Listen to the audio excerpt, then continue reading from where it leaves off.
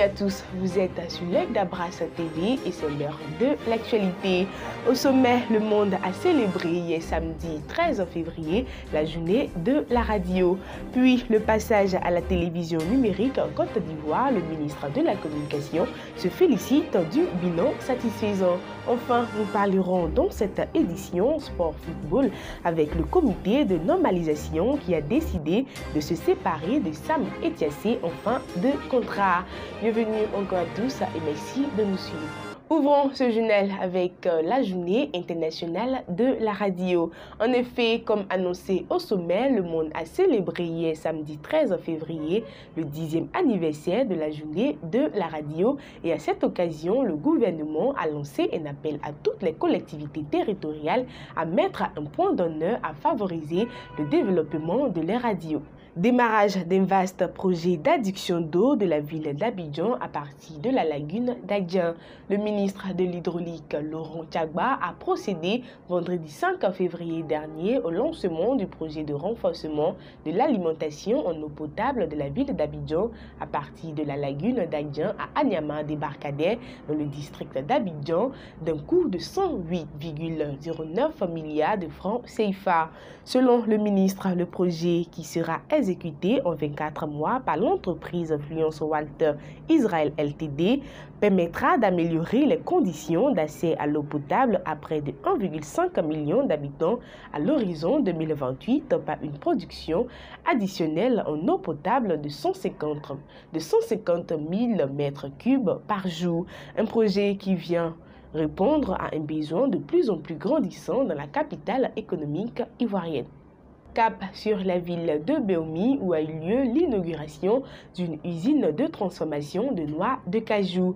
C'était en présence d'Ali Cissé, directeur de cabinet du ministre des Affaires présidentielles, représentant le parrain Birahima Ouattara et de Dr Adama Koulibaly, directeur général du Conseil du coton et de l'ANACAD, que Sidi Temoko Touré, ministre de la Communication et des médias, a procédé à l'inauguration d'une usine de transformation de la noix de cajou le mardi 9 février 2021.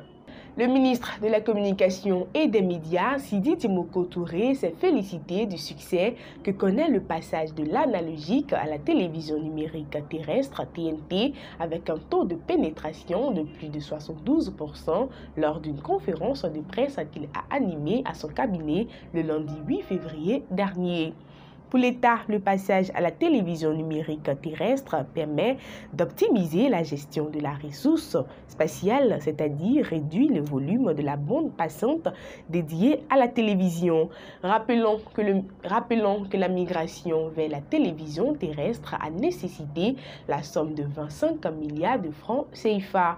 Le ministre a également précisé que les anciens postes téléviseurs qui ne respectent pas la norme admise dans le cadre de la TNT, en plus de l'antenne, il leur faut un décodeur qui est vendu sur le marché à 10 000 francs CFA, un prix plafonné. Les services des impôts de Côte d'Ivoire ont collecté 2 352,1 milliards de francs CFA en 2020 contre 2 295,9 milliards de francs CFA attendus, soit un écart positif de 56,2 milliards de francs CFA et un taux de réalisation de 102,4%. Le ministre du Budget et du Portefeuille de l'État, Moussa Sanogo, a félicité les administrateurs fiscaux pour ce résultat positif avant de faire savoir que 2021 est une année de grands défis tout en les invitant à plus d'efficacité dans la collecte des impôts.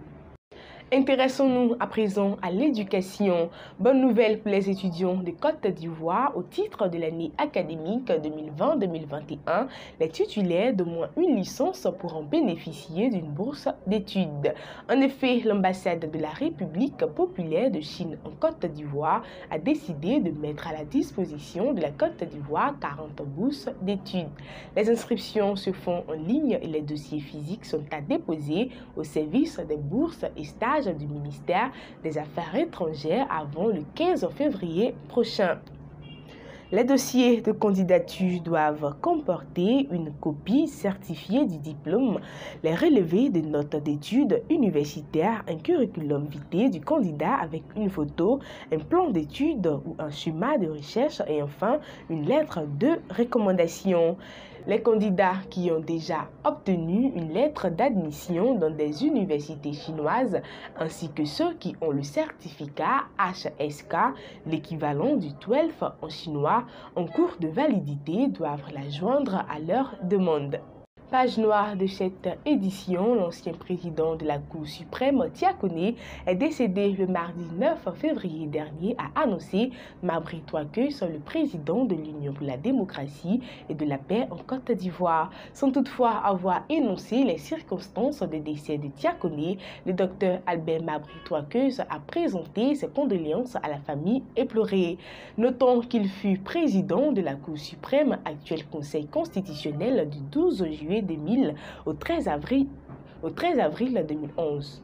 Sport, le contrat de collaboration de l'ex-directeur exécutif de la Fédération ivoirienne de football, Jean-Baptiste Sam Etiassi, a expiré depuis 2019. Le comité de normalisation a donc décidé de ne pas renouveler ce contrat de collaboration avec Sam Etiassi et s'est séparé du directeur exécutif. Mariam Dao Gabala, patron du CNFIF, et ses collaborateurs en charge de la transition ont donc mis fin au contrat de Sam Etiassi.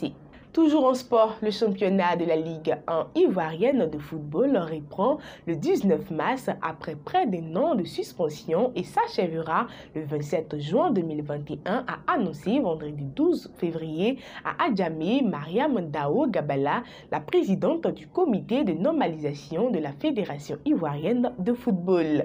C'est un championnat qui va se jouer à 2 poules de 8 clubs avec une super division. Et quant au championnat de la Ligue 2, il va démarrer une semaine après, c'est-à-dire le 26 mars 2021 et va courir jusqu'au mois de juillet 2021. Un championnat qui se jouera avec 3 poules de 8 équipes. Terminons cette édition d'actualité à l'international avec l'avocat britannique de 50 ans, Karim Khan, qui a été élu le vendredi 12 février, nouveau procureur par les pays membres de la Cour pénale internationale, en abrégé CPI, comme prochain procureur général. Sur ce, c'est la fin de ce journal. Merci de l'avoir suivi et restez connectés sur l'Aile d'Abras TV.